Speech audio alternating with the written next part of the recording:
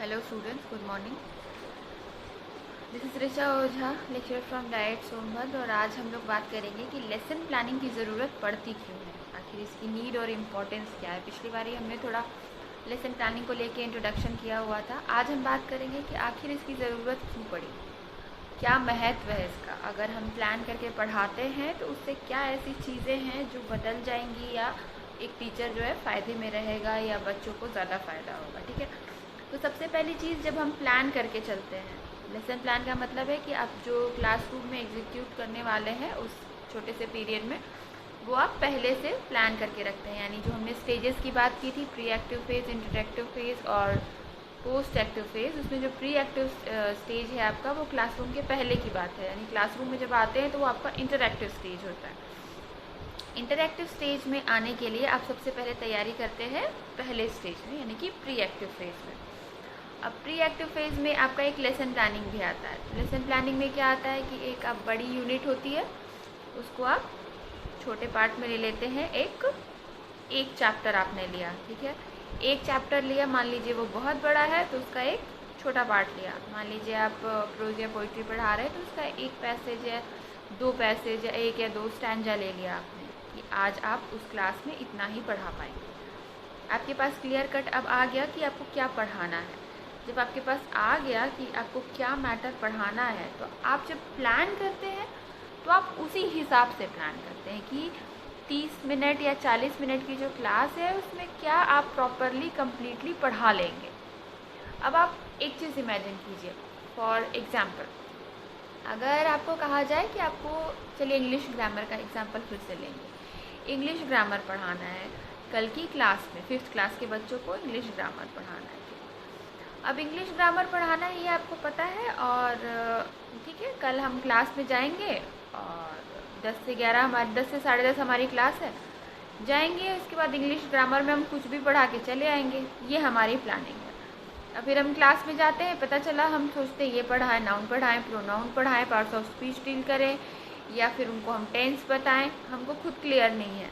Class में हम गए तो सारी चीज़ें हमने, क्योंकि हम पहले से प्लान नहीं थे, प्रिपेयर नहीं थे, ऐसे हैफिजर्ड वे में हमने कुछ भी ऐसे पढ़ाया और चले आए। और हमको ये भी नहीं पता कि हमने जो पढ़ाया बच्चों के दिमाग में कितना धंसा, या हमने कौन से मेथड से पढ़ाया, या हमने कौन से एग्जाम्पल्स का यूज़ करना था, हमें कुछ भी नहीं पता था। अब एक और चीज़ है कि अब आपको पता है कि आपको क्लास 5th में इंग्लिश ग्रामर पढ़ाना है।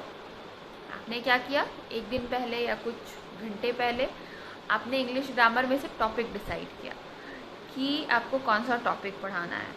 सपोज़ आपने डिसाइड किया कि आपको प्रोनाउन पढ़ाना है, ठीक, प्रोनाउन पढ़ाना है। इसके बाद आप उसमें अब थोड़ा सा रिफ्लेक्ट करेंगे कि प्रोनाउन क्या पूरी क्लास में आप डिस्कस कर सकते हैं।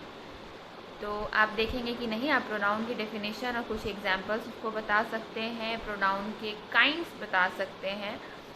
काइंड्स तो बता सकते हैं, लेकिन पूरे काइंड्स आप एक क्लास में नहीं बता सकते, क्योंकि आपको सारे बच्चों की लर्निंग का भी ध्यान देना है। तो आपने उसको क्या किया कि आपने डिसाइड किया कि आज आप प्रोनाउन की आज डेफिनेशन पढ़ाएंगे और प्रोनाउन के एक या दो काइंड्स को टेकअप कर पाएंगे। आपने क्लियर कर लिया।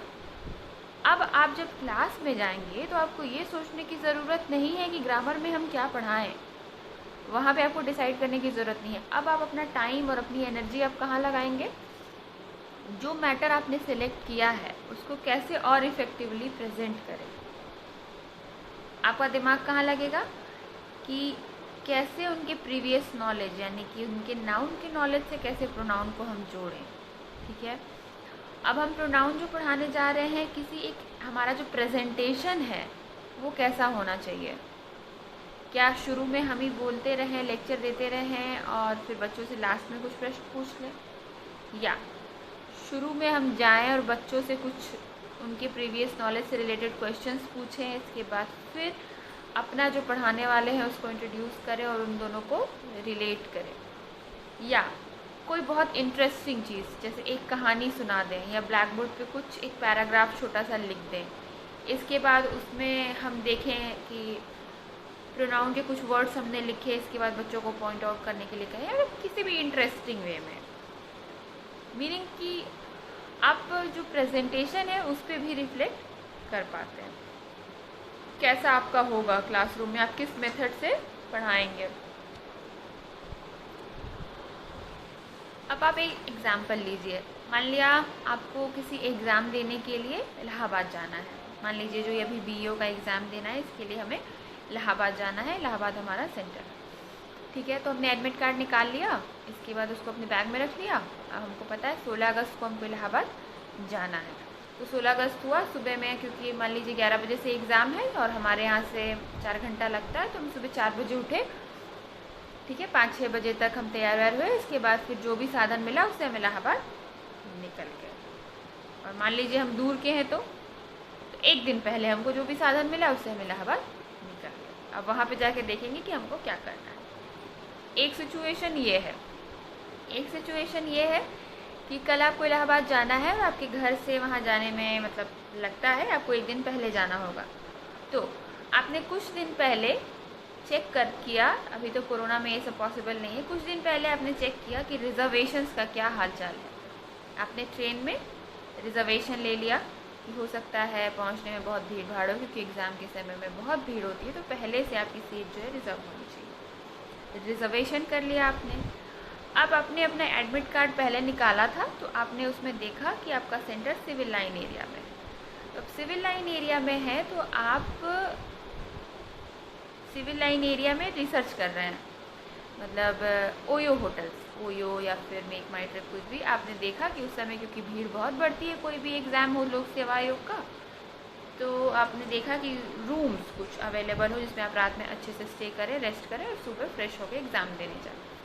आपने देखा, फिर आपने देखा कि आप ऑफ़र कई रूम्स में है सिविल लाइन एरिया में, कहाँ पे है, और उसमें जो बेस्ट ऑफ़र आपके लिए था आपने वो सिलेक्ट किया और आपका रूम बुक हो गया।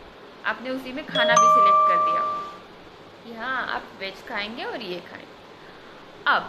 अब जब 15 तारीख को, 16 तारीख से एक दिन पहले जब आप इलाहाबाद जाएंगे, तो आपको ये सोचने की ज़रूरत नहीं है कि आपको कहाँ उतरना है, कैसे उतरना है, कहाँ रुकना है, क्या खाना है। उसके लिए आप प्री प्लान्ड हैं, आपने पहले से प्लान कर लिया है। अब आप क्या सोचेंगे, आप जाएंगे, ठीक है। अब आपका है कि आप आराम से खाना वाना खा के रेस्ट करेंगे, जो चीज़ें आप रिवाइज़ करना चाहते हैं एक बार रिवाइज़ कर लेंगे, बुलेट पॉइंट्स में लिख के आप लाए होंगे। सुबह आप उठेंगे बिना किसी हड़बड़ी के, आपको पता है कि आपके सेंटर से आपका जो होटल है वो कितना दूर है, डायरेक्शंस क्या है, क्योंकि आपने पहले से सब कुछ प्लान कर लिया, सब पहले से देख लिया। आप उठेंगे, एकदम टाइम से तैयार होंगे, इसके बाद निकल जाएंगे और एकदम शांत मन से एग्ज़ाम देंगे। इसके बाद अगर आपने जाने का भी अरेंजमेंट किया हुआ है, क्योंकि बहुत भीड़ होती है, तो फिर आप देखेंगे कि आप इलाहाबाद में क्या कर सकते हैं। आप कहीं घूम सकते हैं या कुछ बुक्स खरीद सकते हैं या किसी से मिल सकते हैं। ये सब तभी पॉसिबल है जब आपने सारी प्लानिंग प्रॉपरली अच्छे से पहले से कर ली। और अगर आप उसी दिन इलाहाबाद पहुंच रहे हैं तो पता नहीं आप किस साधन से अपने सेंटर पहुंचेंगे, वहाँ लोगों से पूछेंगे कहाँ है सेंटर, टाइम पे आप पहुँचे कि नहीं पहुँचे, फिर आपका जो एग्ज़ाम होगा वो भी शायद आप अपना 100% उसमें ना दे पाएँ, दे दें तो बहुत अच्छी बात है।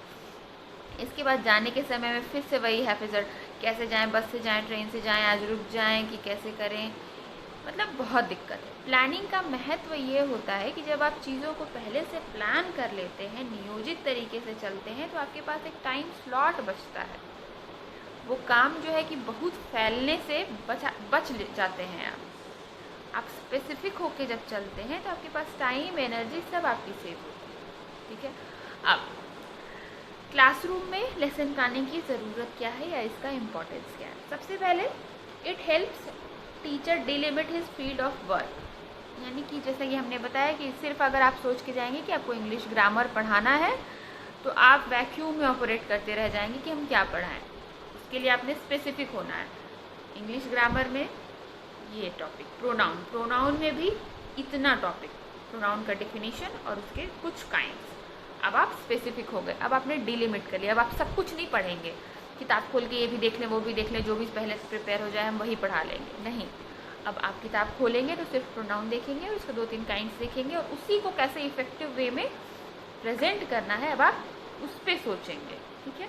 फिर है ये टीचर को हेल्प करता है किस चीज़ में, to make wise and appropriate selection of contents, its organisation, method of presentation and evaluation. वही चीज़ हमने बोली कि जब आपने अपनी प्रॉब्लम को डीलिमिट कर लिया, स्पेसिफिक हो गए, अपने जो पढ़ाना है उसको आपने एकदम पिन पॉइंटेड स्पेसिफिकली डिसाइड कर लिया कि आपको यही पढ़ाना है, तो अब आप अपनी एनर्जी कहाँ लगाएंगे? उस जो कंटेंट आपने डिसाइड किया है उसके वाइज सिलेक्शन में, कि उसका हम कैसे कैसे एग्जाम्पल्स रखें, ये जो डिफिनीशन है उसका कैसे उसको इजी वे में प्रेजेंट कर दें, क्या क्या एक्सरसाइज हम जैसे कि जो ब्लैक बोर्ड में एक्सरसाइज उनको करने के लिए देंगे तो वो कौन कौन सी होनी चाहिए जिसमें बच्चे जो है इंटरेस्ट लें। ठीक है, इसके बाद है it keeps the teacher and the students on the proper track and thus serves as a desirable check on possible wastage of time and energy on the part of both the teachers and the students.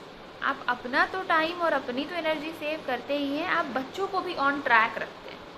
उनको भी पता होता है कि आज हमने ये पढ़ा इंग्लिश ग्रामर में, आज हमने प्रोनाउन पढ़ा और उसके 2 काइंड्स पढ़े, तो जो बाकी के काइंड्स हैं हम अगली क्लास में पढ़ लेंगे। उनको पता है कि हमने इतना पढ़ा है, हमको ये आगे पढ़ना है। और जब हम ही डिसाइड नहीं कर पाएंगे, हम ही क्लियर नहीं रहेंगे कि हमको पढ़ाना क्या है, तो हम बच्चों को भी ट्रैक पे नहीं रख पाएंगे, हम उनका भी टाइम वेस्ट करेंगे। ठीक है, इसके बाद है it helps the teacher to make use of principle of correlation and integration by seeking the following types of links and association. अब आप किन चीज़ों को कहाँ जोड़ते हैं और एसोसिएट करते हैं जब आप प्लान करते हैं? सबसे पहला जो आपका एसोसिएशन होता है, linking the new knowledge of the subject with the previous knowledge acquired by the students. पहले का जो उनका नॉलेज है बच्चों का, उसको न्यू नॉलेज से आप जोड़ते हैं, लिंक करते हैं। कैसे? जो आप इंट्रोडक्शन का पार्ट करते हैं, जब आप लेसन प्लान लिखेंगे तो आप उसमें इंट्रोडक्शन या प्रस्तावना का पार्ट रखते हैं। उसका मेन उद्देश्य यही है कि उनके पुराने ज्ञान को उनके नए ज्ञान से जोड़ना। प्रोनाउन पढ़ाने आप चल रहे हैं तो नाउन के ज्ञान को प्रोनाउन के ज्ञान से जोड़ देना, तभी वो प्रोनाउन बेटर अंडरस्टैंड कर पाएंगे। आप मैथ्स पढ़ा रहे हैं, आप गुणनफल सिखा रहे हैं, गुणा करना सिखा रहे हैं, तो सबसे पहले उनका जो पहाड़े का ज्ञान है, जो टेबल 1 या 2 वाला जो टेबल आप रटवाते हैं या याद करवाते हैं, उसको इस ज्ञान से जोड़ देना। आप गुणा करना सिखाएंगे तो बच्चे को पहाड़ा आना ज़रूरी है। ठीक है, इसके बाद linking the lesson with the knowledge of other related subjects of socio physical environment of the students. अब ये जो आपका इस समय पे जो नई शिक्षा नीति भी आ गई है और प्रॉपरली भी जो शिक्षा है वो सिर्फ एक सब्जेक्ट में कन्फाइंड होकर नहीं रहनी चाहिए, ये इंटरडिसिप्लिनरी होनी चाहिए। हायर एजुकेशन में हम इस पर सोचते हैं, लेकिन जब बच्चे प्राइमरी में या अपर प्राइमरी में होते हैं तो भी ये चीज़ें की जा सकती हैं। अगर आप कहीं क्या इकोनॉमिक्स, मान लीजिए आप अपर प्राइमरी में अर्थशास्त्र या सिविक्स का कोई पार्ट पढ़ा रहे हैं, पार्लियामेंट का या संविधान का कुछ भी, तो आप उसको उस समय की हिस्ट्री से भी जोड़ सकते हैं। अब हिस्ट्री अलग सब्जेक्ट हो गया, सिविक्स अलग सब्जेक्ट हो गया, इसका मतलब ये नहीं कि सिविक्स की चीज़ें आप हिस्ट्री से जोड़ के नहीं पढ़ा सकते। आप सिविक्स में अगर ऐसा कोई टॉपिक पढ़ा रहे हैं, उस समय कोई हिस्टोरिकल, जैसे कि जब आपका संविधान बना होगा तो उस समय जो हमारे भारत की हिस्ट्री है वो भी बदल रही थी। भारत आज़ाद हुआ था, उसके बाद ही संविधान बनना स्टार्ट हो। जब आप संविधान के कंस्ट्रक्शन का प्रोसीडियर पढ़ाते हैं, आप थोड़ा बैकग्राउंड हिस्ट्री का भी दे सकते हैं, दोनों को लिंक कर सकते हैं, दोनों को जोड़ सकते हैं कि उस समय सिचुएशंस क्या क्या थी। एक होलिस्टिक अप्रोच में आप उनको समझा सकते हैं। इसके बाद linking the theory with its practical application. हाँ, जो आपका लर्निंग का लेवल आप पढ़ते हैं उसमें भी जो एप्लीकेशन है वो नॉलेज कॉम्प्रिहेंशन के बाद आपके 3rd लेवल पे आता है। तो कहीं ना कहीं आपका उद्देश्य यही होना चाहिए कि आप अपर लेवल ऑफ लर्निंग, जो लर्निंग है उनमें बच्चे अचीव करें। तो आप जो भी चीज़ें पढ़ा रहे हैं बच्चे उसके अप्लाई, उसके एप्लीकेशन, उसको करके देखने पे ज़्यादा ध्यान दें। जैसे कि आपने प्रोनाउन का एग्जांपल लिया, तो प्रोनाउन आपने पढ़ाया तो आपका जो प्लान होना चाहिए, आपका जो अप्रोच होना चाहिए वो ऐसा होना चाहिए कि वो उसको जोड़ सके। नाउन जिन सेंटेंसेस में होता था, जैसे कि प्रोनाउन बहुत सारे होते हैं, लेकिन फीमेल अगर कोई है तो उसके लिए क्या प्रोनाउन यूज़ होगा, सेकेंड पर्सन जो यू है वो कैसा प्रोनाउन है, मतलब वो सेकेंड पर्सन है, फर्स्ट पर्सन है, थर्ड पर्सन है, ही का यूज़, शी का यूज़, वो अपने आप कर पाए, वो चीज़ों को अप्लाई कर पाए। तो टीचर क्या करता है, लिंक करता है और एसोसिएट करता है, अगर उसने प्रॉपर प्लानिंग कर ली होती है पहले तो।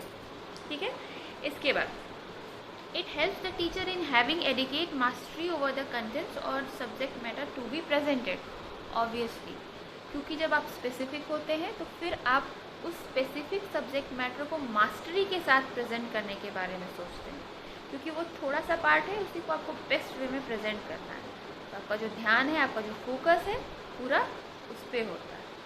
तो आप उसको, क्योंकि आपके पास टाइम भी है, एनर्जी भी है, तो आप उसको बेस्ट वे में प्रेजेंट करने की सोचते हैं या सिखाने की सोचते हैं।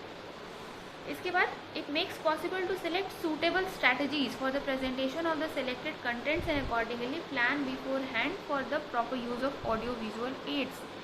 आपके पास जब बिफोर हैंड सारी प्लानिंग होती है, सारा आपको पता होता है कि आप कैसे पढ़ाएंगे, कैसे प्रेजेंट करेंगे, क्या मेथड यूज़ करेंगे, तो आप ऑडियो विजुअल्स जो एड्स हैं उनको लेके भी बहुत प्रॉपर और बहुत स्पेसिफिक हो जाते हैं। आपको पहले से पता होता है कि आप आज क्या लेके जाने वाले हैं, जिससे आप इफ़ेक्टिवली अपने लेसन को इंट्रोड्यूस कर दें, या कौन सा आप टीचिंग एड या कौन सा चार्ट या कौन सा मॉडल यूज़ करने वाले हैं, जिससे ये जो आपने स्पेसिफिक सब्जेक्ट सिलेक्ट किया है इसकी लर्निंग बेटर हो, बच्चे इंटरेस्ट लें, बच्चे क्यूरियोसिटी से उस चीज़ को सीखें। इसके बाद it provide sufficient help to both the teachers and the students in respect of evaluating the teaching learning activities. जब आपकी टीचिंग लर्निंग की जो एक्टिविटी है प्री प्लान है, स्ट्रक्चर्ड है, स्टेप वाइज है, क्लियर है, तो आपके पास ये भी स्कोप होता है कि आप उसको इवेल्युएट कर सकें, या आप कहाँ स्टैंड करते हैं एज अ टीचर, और जो बच्चा है वो भी इवेल्युएट कर सकता है कि हम एज अ स्टूडेंट कहाँ स्टैंड करते हैं। तो चीज़ें क्लियर होंगी तो सारी चीज़ें क्लियर हो जाएंगी। जैसे कि आपने पढ़ाया तो लास्ट में, क्योंकि लेसन प्लानिंग का एक स्टेप होता है रिकैपिचुलेटरी क्वेश्चंस का, तो रिकैपिचुलेटरी आपने क्वेश्चंस पूछे रैंडम, आगे के बच्चों से भी पीछे के भी बच्चों से, तो आपको एक आइडिया लग जाता है कि आज की आपकी जो टीचिंग, आज की आपकी जो क्लास थी वो इफ़ेक्टिव थी कि नहीं, फ्रूटफुल थी कि नहीं। तो आप अपने आप को इवेल्युएट भी कर सकते हैं इन बिटवीन, और जो बच्चा है वो भी सीख सकता है, वो भी देखता है कि हाँ आगे वाला जो बच्चा है उसने इतना सीख लिया और हमें कितना आया। कंपटीशन तो जो है वो है, लेकिन वो इस चीज़ को लेके अवेयर हो सकता है कि क्लास में और बच्चों ने कितना सीखा और उसने कितना सीखा। हो सकता है उसके सीखने की गति जो है कम रहे, नो इश्यूज़, लेकिन उसको ये पता है कि टीचर ने कैसा पढ़ाया, या उसको और क्या चीज़ की नीड है, यानी कि वो टीचर से क्या बोल सकता है कि हमको ऐसे नहीं ऐसे पढ़ाइए या फिर समझाइए। सारी चीज़ें ऑन ट्रैक होती हैं। इसके बाद in general lesson planning helps a teacher in developing his decision making ability.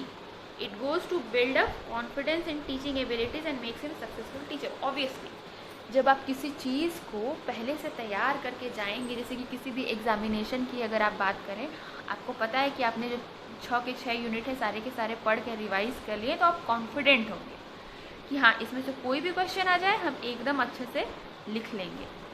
ठीक है, तो आप जब कॉन्फिडेंट होते हैं तो आप अपना बेस्ट करते हैं, आप अपना क्रिएटिव जो पॉइंट ऑफ व्यू है वो सबसे अच्छा प्रेजेंट करते हैं। तो ये तो हमने इन जनरल एक आपको समझाया कि नीड और इम्पोर्टेंस क्या है लेसन प्लानिंग का। अगर आप चाहेंगे तो हम इसके पॉइंट्स में भी आपको अवेल करा देंगे। आज के लिए बस इतना करते हैं। अगली क्लास में हम देखेंगे कि लेसन प्लानिंग के कौन कौन से प्रिंसिपल्स ऐसे होते हैं जिनको ध्यान में रखना ज़रूरी है। आज के लिए बस इतना ही। Thank you.